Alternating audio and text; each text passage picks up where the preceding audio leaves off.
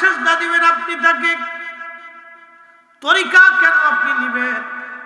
আমি তো তরিকা নিলাম, আমি তো আমার পীর মুর্শিদের দরবারে 12 বছর কাটাইলাম, একটা যুগ আমার জীবন ওই মাটির মধ্যে চলে গেছে, একটা যুগ আমি তাহাজ্জুদে রক্ত কাটিয়েছি, একটা যুগ আমি নামাজে কাটিয়েছি, মসজিদে কাটিয়েছি, মাদ্রাসায় পড়েছি, একটা যুগ।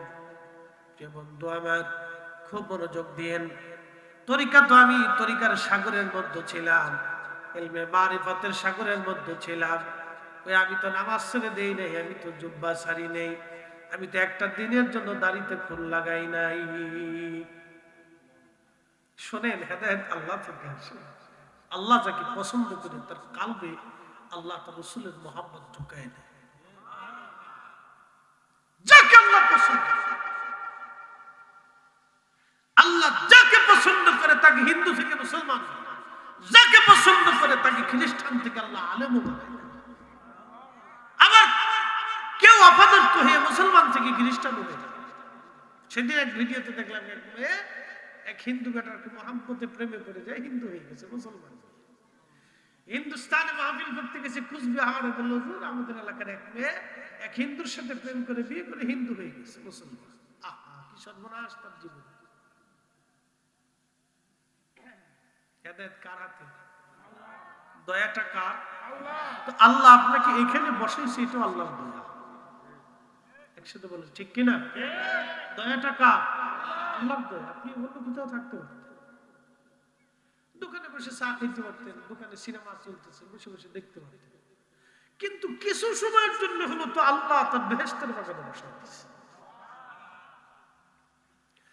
প্রিয় উপস্থিতি হাজিরিন, খুবই মনোযোগের সাথে কথাগুলি শুনবেন। 40 দিন পরে আমার আল্লাহ আমাদের রক্তপিণ্ডটাকে রক্তপিণ্ড বানাইলেন, আরো 40 দিন পর্যন্ত আল্লাহ রিফাইন করলেন। রক্তখণ্ডটাকে আল্লাহ গোশতখণ্ডে পরিণত করলেন, আরো 40 দিন রিফাইন হলো। 40 দিন রিফাইন করার পরে গোশতখণ্ডটা একটা মানব আকৃতি, মোটামুটি আকৃতি নিল। এরপরে আমার রব আমার আল্লাহ 120 দিনের মাথা রুহু নামক ইঞ্জিনটা আল্লাহ আলমে আরোহার জগৎ থেকে আমার রব আমার আল্লাহ মায়ের রেহেমে আমাদের জিসমের ভিতরে আমার আল্লাহ ফুঁকায় দিলেন। একবার জোরে জোরে বলা যাবে কি মারহাবা। কখনো তোমাকে যদি ভুলি, হেদায়েতের আলো জেলে নিয় কাছে তুলি, ঠাই দিও প্রিয়তম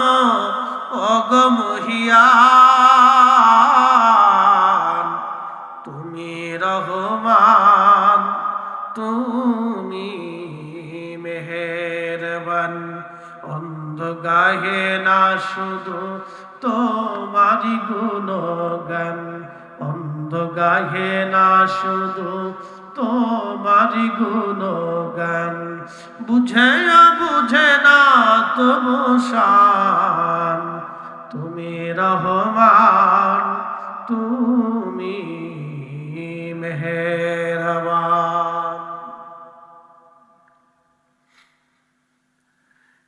প্রিয় ভাই আমার মনোযোগ দিবেন।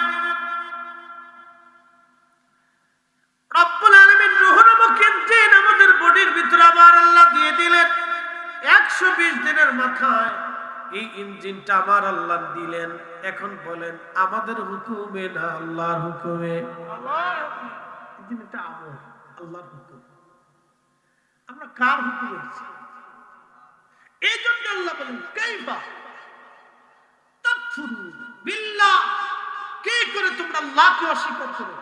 অকুনতুম আমওয়াতা, অথচ তুমি নির্জীব নিষ্প্রাণ অস্তিত্বহীন ছিলে পৃথিবীতে। 42 বছর আগে আমি আমার এই পৃথিবীতে কোনো অস্তিত্ব ছিল না। যার বয়স 50, 51 বছর আগে কোনো অস্তিত্ব ছিল না। যার বয়স 60, 61 বছর আগে তার অস্তিত্ব সৃষ্টিতে ছিল না।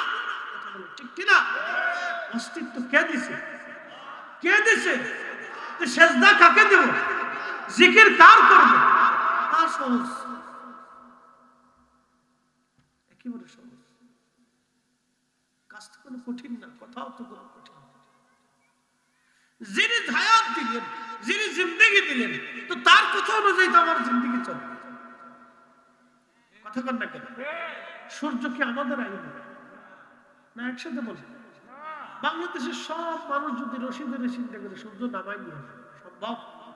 সারা পৃথিবীর সমস্ত পারমাণবিক বোমা যদি আপনি আঘাত করেন, পৃথিবীতে মেরে চিন্তা করেন যে সারা পৃথিবীতে আছে, আমরা শীত পড়ছে, বরফ পড়ছে, আমরা পৃথিবী গরম করে দেব, সম্ভব হবে? না না না, আল্লাহর আইনে সেটা আসে। আবার আল্লাহর আইনে চলতে, সূর্য আল্লাহর আইনে, চাঁদ আল্লাহর আইনে, নক্ষত্রগুলি আল্লাহর আইনে, তামাম মাখলুকগুলি আল্লাহর আইনে। আমার রব আমার আল্লাহ বলেন, আলাম তারা, নবী আপনি কি দেখেন না, আন্নাল্লাহ ইয়াসজুদু লাহু মান ফিস সামাওয়াতি ওয়া মান ফিল আরদ, আসমান জমিনের ভিতরে যা আছে সব আমি আল্লাহর জিকির করে আমাকে সিজদা দেয়, আপনি কি দেখেন না? একসাথে জোরে বলবেন কি মারহাবা। এই দেখার চোখ আমার নবীকে কে দিয়েছে? আল্লাহ আল্লাহ। এই জন্য নবীর সাথে আমাদের তফাৎ কেন? যদি এই চোখ আমার থাকতো তাহলে আল্লাহ আমারও নবুয়ত দিত, না হয় বেলায়েত দিত। ওলিদের সাথে আমাদের তফাৎটা এইখানে। যদি আমি ওলি হইতে পারতাম, ওলি বুঝছেন, আমি ওলি বুঝাই, ওলি আল্লাহ মানে আল্লাহর পেয়ারা। আল্লাহ কি সবাইরে বন্ধু বন্ধু বানায়? শরীরে বন্ধু বানায়, আশেক রে, বেনামাজি রে, বেশরীর রে আল্লাহ ওলি বানায়। আল্লাহ পাক, আল্লাহ পাকের পাক বানায়, আল্লাহ পাকের কবুল করবে, আল্লাহ পাকের তার কাছে নিয়ে নেয়, না পাকলে আল্লাহ কবুল করে। কথা বুঝাইতে পারছি? এই জন্য যারা সবসময় ওযু হালতে থাকে আল্লাহ তাদের একটা মর্যাদা দিয়ে দেয়, বেলালের মর্যাদা। নবীজি বললেন, আমি জান্নাতে যা দেখি বেলালকে আগে আগে জান্নাতের ভিতরে দেখা যায় মেরাজের রাতে। এসে জিজ্ঞেস করলাম, বেলাল কি করিস তুই, কি আমল করিস? বলি ইয়া রাসূলুল্লাহ, ওযু চলে গেলে আবার ওযু করি, ওযুর পরে 2 রাকাত ওযুর নামাজ পড়ি। একসাথে বলেন মারহাবা, একসাথে বলেন আল্লাহু আকবার। মানে আপনি তরিকা নিছেন, ওযুই করেন, তরিকা নেই। কথা ঠিক আছে না ভাই? তরিকা নিছেন, ওযু করেন, তার অর্থ হলো আপনার তরিকা হয় নাই। তরিকতপন্থীদের কাজ হচ্ছে বাহিরে পাপ থাকবে, ভিতরে পাপ থাকবে। ভিতরের পাপ কি? হিংসা রাখা যাবে। জোরে বলেন, জোরে জোরে জোরে। কোন অহংকার রাখা যাবে না না না না। অহংকারীকে আল্লাহ ওলি বানায়, অধৈর্যকে আল্লাহ ওলি বানায় না, বেয়াদবকে আল্লাহ ওলি বানায় না। আদব থাকতে হবে, কথা বল ঠিক কিনা? বেমুহাব্বতি মানুষকে আল্লাহ ওলি বানায় না, আল্লাহ দ্বীনে ইশক কথা বল ওলি বানায়। গুনাহগুলি তরিকতপন্থীদের ভিতরে, নাপাককে আল্লাহ ওলি বানায়, পাক থাকতে হবে। পৃথিবীর কোন ওলিকে দেখবেন না যে তারা ওযু ছাড়া করছে, ওযুর পরে ওযু করছে, ওযুর পরে ওযু করছে, ওযু করতে না পারলে তায়াম্মুম করছে। এটা তরিকা, অরিজিনাল শিক্ষা। বাহিরে পাক, ভিতরে পাক। একসাথে বলেন, বাহিরে পাক, ভিতরে পাক। জোরে বলেন, বাহিরে পাক, ভিতরে পাক। আপনার পোশাক পুরান থাকুক, অসুবিধা নেই। আমারটা হয়তো সাদা, আপনারটা হয়তো কালো। আমারটা সাদা, হয়তো আপনারটা সবুজ। আমারটা হয়তো একটু বেশি দাম, আপনারটা একটু কম দাম। আমারটা পাতলা, আপনারটা খসখসে, কোনো অসুবিধা নেই। আমার পোশাকটা হয়তো আমার পয়সা করে একটু বেশি আছে, আপনার পয়সা করে দেন, এটা দিয়ে কিনি। আবার কেউ কেউ কিনেও দেয়। এই জন্য আমার অনেক কিছু ফ্রি যেমন আমার গরিটা ফ্রি, সুমন্তি পাঠাইছে এটা হাতে। এই চশমাটা শুধু আমার টাকাটা কিনে, আর বাদ বাকি ফাঁকনিটাও আরেকজন দিচ্ছে। আপনার খুব ভালো লাগে, ফাঁকনি দিলাম, দেন দিছি। জুব্বা একজনে বানাই দিছে, এই ব্যাগও একজনে দিয়ে দিচ্ছে, দেন, অসুবিধা।